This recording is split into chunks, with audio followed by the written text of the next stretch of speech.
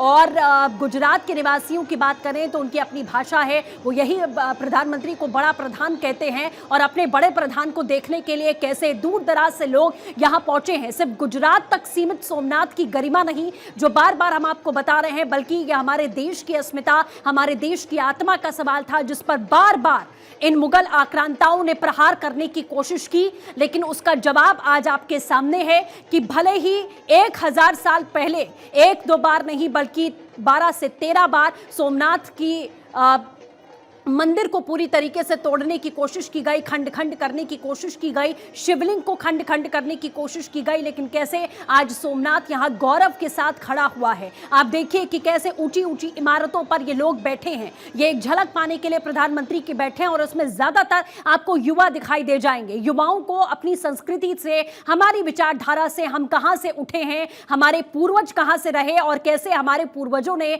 हमारी संस्कृति को, हमारे धर्म की हिफाजत करते हुए वो यहां आगे बढ़े, एक संदेश ये देने की कोशिश यहां जाहिर की जा रही है कि आप आगे बढ़ते हुए, आप नई तकनीक को अपनाते हुए और कैसे अपनी संस्कृति के साथ भी आगे बढ़ सकते हैं, ये बताने की कोशिश यहां इस कार्यक्रम के जरिए की जा रही है। दो तस्वीरें आपके सामने फिलहाल आप यहां देख पा रहे हैं कि कैसे एक तरफ जो शौर्य यात्रा निकाली जा रही है, 108 घोड़े आपको यहां पर दिखाई दे जाएंगे और इसी के साथ दूसरी ओर प्रधानमंत्री नरेंद्र मोदी जो कि श्रद्धांजलि देते हुए जो भावपूर्ण उनका आज एक तरीके से बॉडी लैंग्वेज आप यहां पर देख पा रहे हैं, हाथ जोड़कर सभी का अभिवादन भी स्वीकार कर रहे हैं। और दूसरी ओर जो तमाम बटुक हैं आपको पीले वस्त्र में नजर आ रहे हैं, हाथों में उनके डमरू है और अपनी संस्कृति को हमारे ये युवा, हमारी आने वाली पीढ़ी ये बताती हुई यहां पर दिखाई दे रही है। तो पीएम मोदी का यह दौरा बेहद महत्वपूर्ण है। कुछ ही समय में प्रधानमंत्री सद्भावना ग्राउंड में होंगे और वहां से क्या संदेश प्रधानमंत्री की ओर से दिया जाएगा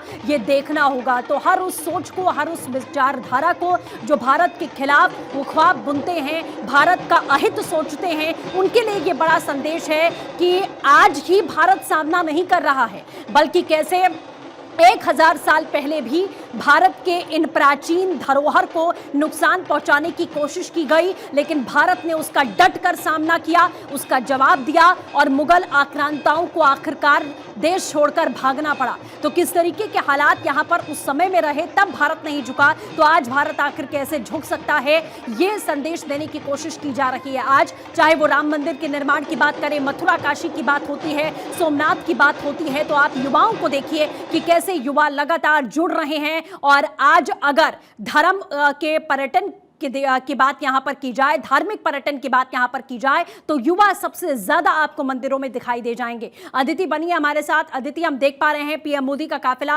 हालांकि कुछ समय पहले की तस्वीरें हैं और अब कुछ ही देर में जब सद्भावना ग्राउंड में प्रधानमंत्री होंगे, उनका बॉडी लैंग्वेज आज जो देखा गया इस शौर्य यात्रा के दौरान, हाथों में डमरू, बड़ा संदेश, माथे पर तिलक और हाथ जोड़े हुए प्रधानमंत्री, क्या कुछ संदेश आज यहां पर दिया जाएगा उनकी ओर से, यह देखना होगा कि पीएम मोदी क्या संदेश आज यहां शौर्य यात्रा के दौरान, जब यात्रा ये खत्म हो जाएगी तब जब वो खड़े होंगे तो देश को संबोधित करेंगे, क्या कुछ पीएम की ओर से कहा जाएगा। अदिति, बेहद महत्वपूर्ण ये संबोधन होने वाला है कि युवाओं को भारत की संस्कृति, भारत के इतिहास को लेकर पीएम मोदी क्या कहेंगे कि आज का तो दौर है ही जब हम अपने दुश्मनों का सामना कर रहे हैं, लेकिन हम 1000 साल पहले से उन्हें धूल चटाते हुए चले आ रहे हैं, ये भी पीएम की ओर से आज बताया जाएगा। अदिति, सांस्कृतिक पुनर्जागरण की बात है, लेकिन साथ में ऐतिहासिक आत्मसम्मान का जो जिक्र है, वो आत्मसम्मान बहुत महत्वपूर्ण है। लेकिन इन तमाम चीज़ों में जब ये शौर्य गाथा की बात होती है या प्रधानमंत्री मोदी जब डमरू से उद्घोष करते हैं, इन सारी चीज़ों में अगर कोई कटघरे में खड़ा होता है तो वो है कांग्रेस पार्टी, कोई कटघरे में खड़ा होता है तो वो है जाहिर तौर पे किस तरीके से, क्योंकि सोमनाथ पे आक्रामकता, अफगानिस्तान और इस्लामिक आक्रामकता आए, उन्होंने आक्रमण किया, तहस नहस किया, तांडव किया, लेकिन जब हमारी सरकार बनी और उसके बाद अगर कोई सबसे ज़्यादा दूरी बनाना चाहता था सोमनाथ से तो वो नेहरू थे। इस बात को लेकर बीजेपी लगातार प्रचार प्रसार कर रही है, इस बात को लेकर बीजेपी लगातार ये दिखा रही है कि कहीं ना कहीं गजनवी ने जो किया एक सॉफ्ट तरीके से सरकार ने किया। तो असली जो डिबेट का विषय है वो यही है कि हम जो इतिहास को आज के चश्मे से देख रहे हैं क्या वो कितना सही है, और अगर है तो ये मैसेज क्या है, और अगर मैसेजिंग बड़ी है तो फिर कांग्रेस को कटघरे में खड़ा कर दिया है। तो ऐसे बहुत सारे सवाल हैं, लेकिन फिलहाल आपको बता दें कि वो सब आपके आज प्रधानमंत्री मोदी के जो उद्बोधन होगा उसमें साफ साफ झलक जाएगा कि प्रधानमंत्री मोदी क्या कहना चाहते हैं। मैंने ऐसे कई सारे भाषण खुद वहाँ रहकर मौजूद होकर देखे हैं, जिसमें प्रधानमंत्री, मुझे याद है कि जब एयर स्ट्राइक की थी उसके बाद प्रधानमंत्री चूरू आए थे। मैं उस दिन चूरू में मौजूद थे प्रधानमंत्री मोदी की उस सभा को संबोधित करने को, और उन्होंने चूरू से, राजस्थान की धरती से ये अनाउंस किया था कि हमने कल एयर स्ट्राइक कर दी रात को और हमने आतंकवादी ठिकानों को और आतंकवादियों को मार गिराया। और ये उसकी जवाबी कार्रवाई थी जो हमारे साथ श्रीनगर में हमारे जवानों के साथ जो किया गया था, उरी के बाद, बालाकोट के बाद, जिस तरीके से। तो प्रधानमंत्री हर बार जब अपना उद्बोध होता है तो वो बताते हैं कि किस तरीके की ये सरकार है। अब ये बैठने घुटने पे आने वाली सरकार नहीं है। आज भी आप देखिए प्रधानमंत्री जब बात करेंगे, इस पूरे सिनेरियो के 4 पिलर्स हैं, या यूँ समझ लीजिए 4 टायर हैं। देखिए सबको गर्व है, मैं यहाँ पर खड़ी हूँ, आप देखिए कि सोमनाथ स्वाभिमान का जो ये 1000 साल का अटूट, जो 1000 साल का आत्मविश्वास पे जो पर्व मनाया जा रहा है, उस पर पूरे देश को गर्व है, गर्व होना चाहिए। लेकिन अब इसके जो 4 पिलरों का जिक्र मैं कर रही हूँ, उसमें एक पहला पिलर ये है कि सांस्कृतिक राष्ट्रवाद को और ताकतवर बनाना, लोगों के मन में, हर उम्र के लोगों के मन के अंदर इस बात को डालना कि हमारी संस्कृति हमारा राष्ट्रवाद है, मतलब हमारी संस्कृति ही हमारी नेशनैलिटी है, हमारा जैसे बोलते हैं, तो वो एक लोगों के मन में बार बार बोलना। दूसरी बड़ी बात है, इससे देश की इकोनॉमी पे एक बड़ा पॉजिटिव असर होता है, ये एक बहुत बड़ी बात है।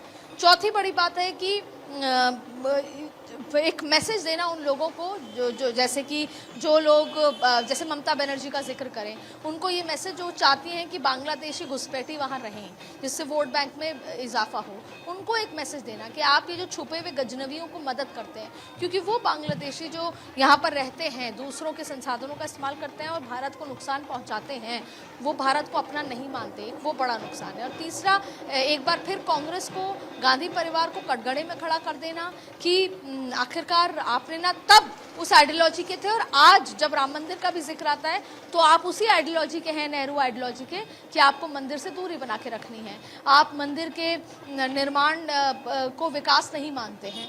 तो इसमें एक जो 4 पिलर जैसे मैंने आपको कहा, उसका बॉटम लाइन ये है कि विकास और संस्कृति एक दूसरे के पूरक है।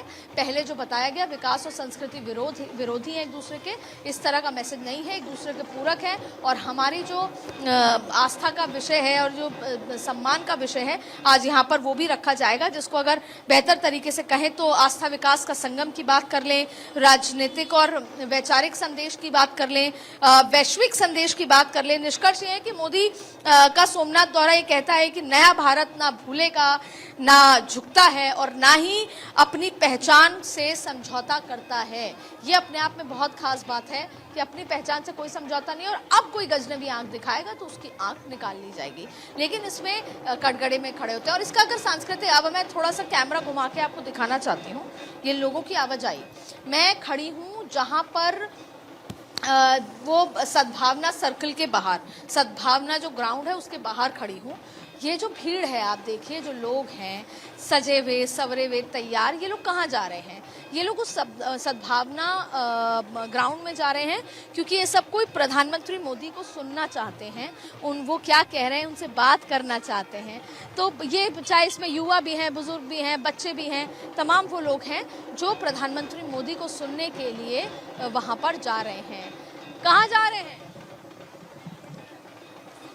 मोदी से मिलने। हाँ, क्या कहेंगे उनसे? उनसे कहेंगे सब काम कर बराबर केला ऐसा सभा में जाएंगे ना। कहाँ से हुआ? अभी आया वेरावट से ही। वेरावट से हो, मिलने आए हैं। यहाँ पे बहुत सारी महिलाएं हैं। कहाँ जा रही हो? सोमनाथ। सोमनाथ। तो ये तमाम लोग हैं जो मंदिर के दर्शन के साथ साथ प्रधानमंत्री मोदी मोदी ने मलवा दर्शन ने सोमनाथ बापा ना महाराज। और क्या कहोगे? कुछ नहीं, इसका भाषण हम सांभरेगा, कुछ सुनेंगे। हाँ, कैसा कल जो सोमनाथ में जो सजावट हुई देखी आप? अच्छी है, कैसी है? अच्छी है, सरस मजा नहीं कोई आनंद से बड़ी पब्लिक आनंद से अति पब्लिक। તમે ક્યાં ના છો? हम यही वेरावन्ना वेरावळना। वेरावन्ना। और क्या बोलना है? मोदी जी को संदेश देना है तो दीजिए इसमें। इसमें संदेश क्या देने का है? मलवा जाने का है संदेश क्या देने का मिलवे जाने के लिए। तो ये सब यही बोल रहे हैं कि હું મલવા જાવી રહી છું નરેન્દ્ર क्या मोदी जाने ने का है हाँ न जाना है जो मुझे जाएगा हमारा तो साइन क्यों बनाएगा वो साथ तमाम जगह जा रहे हैं जहाँ पर प्रधानमंत्री मोदी भाषण दे रहे हैं और वहाँ पर उनसे बातचीत करने के लिए पहुँच रहे हैं। मैं आपको यही दिखाना चाह रही थी कि वो लोग हैं जो वो तमाम लोग जो प्रधानमंत्री मोदी का जहाँ पर भाषण हो रहा है वहाँ पर पहुँच रहे हैं, क्योंकि अब प्रधानमंत्री कुछ ही क्षणों में बिल्कुल अदिति, जैसा आप जानकारी दे रही है कि अब कुछ ही देर के बाद में पीएम मोदी के संबोधन की शुरुआत हो जाएगी, लेकिन उससे पहले जो खास तस्वीर सामने आई है हम आपको दो तस्वीरों के जरिए दिखा रहे हैं। सबसे पहले वीर हमीरजी गोहिल को श्रद्धांजलि देते हुए पीएम मोदी नजर आए थे। गोहिल राजपूत वंश के शासक और योद्धा रहे। इन्होंने सोमनाथ मंदिर की रक्षा में बलिदान देने वाले महान योद्धा के रूप में इनको देखा जाता है। इनका नाम शौर्य, त्याग और स्वाभिमान का एक प्रतीक है। तो वीर हमीर जी को भी श्रद्धांजलि देते हुए पीएम मोदी की तस्वीर, और दूसरी जो तस्वीर निकलकर सामने आती है